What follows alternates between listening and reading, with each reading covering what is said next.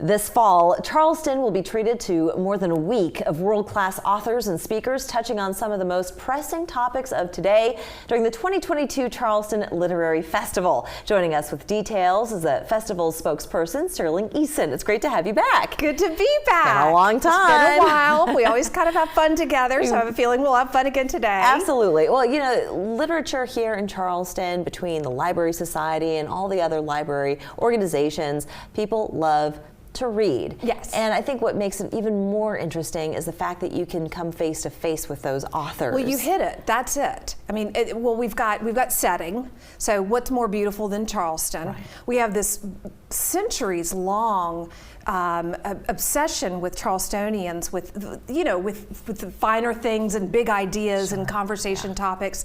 And then of course we've got books, which is such a great uniter. It's also been a thing a lot of us have been relying on as we've gone through these difficult past few years. That's right. And this festival is really coming out, and like you said, this is a little different in that the ideas are being discussed dynamically on stage. There's a lot of encouragement for the audience to take place in those conversations. And so that makes it a lot of fun for the audience goers, and it makes it fun for the authors too. It's quite the concept, right? When someone can write a book about a topic, but then others can give their viewpoints, and nobody gets punished for it. That you're all there to That's exactly hear right. one another, which is an art that we've lost in the last year plus. So the fact that we're having events such as this coming back out where people can feel safe to express themselves and hear other opinions and still walk away with maybe another idea or a friend at the end of it. Well, I think both, and having had a good time. Yes, of and course. let me tell you, because we got to talk some fun things. Sure. We're kicking this off with a huge party that will be at the Cistern. And I've been told this isn't a regular party, this is a dance party. Oh, fun. So they're going to cover the ground in a dance floor. Wow. And we're going to have Wycliffe Gordon, who's one of the top jazz musicians, Yes. trombonist. And it's going to be a sway and have fun dance party. So this is not your typical literary festival. No, I wouldn't have thought, books, unless it's a book about how to dance or how to play music. But that's interesting that you're really kind of incorporating a more physical aspect to the process. It's an experience. The festival is an experience, and that's why we really encourage people, sign up for our newsletter so you can get all these dates in your calendar. Don't miss out on these things when tickets go on sale in early September. And you brought a few of the books that are going to be featured. So let's talk about these. Yeah. And this is something that's very timely. Okay, well, I'm leaving this with her. I want to give because this is going to be her poolside reading this summer, yeah, right? Indeed. So picking this up, first of all, I want to say a big shout out to Buxton Books, because they are our official bookseller, and Buxton Books, this is a great independent bookseller downtown Charleston, and they're just in lock sync with us on the whole thing. Great place to go get the books before the festival. Yes. We're starting with a juicy subject.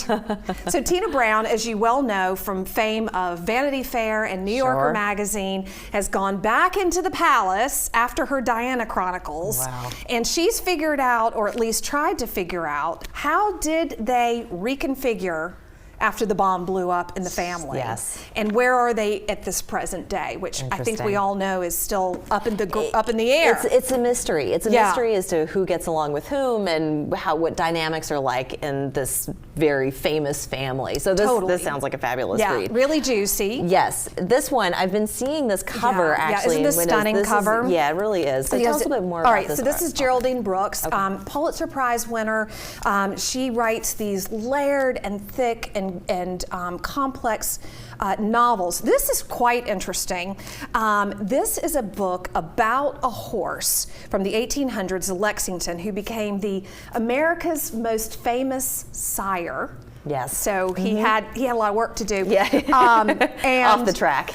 She carries this love of the horse from the 1800s through into the 1950s and then into current day with 3 different storylines that sort of smoothly braid together into this intricate novel that has a lot of complex issues at hand, including racial injustice to the love of horses. Not just about horses, but not at all. So much more profound than that. Not at all. And the latecomer. Yeah, the latecomer. Okay, Jean Hanff Corlitz. Absolutely love her. Again, you get get sucked into her books. She just had a book called The Plot, which was a big New York Times bestseller. This is also juicy poolside reading because it's all about a big wealthy family in New York.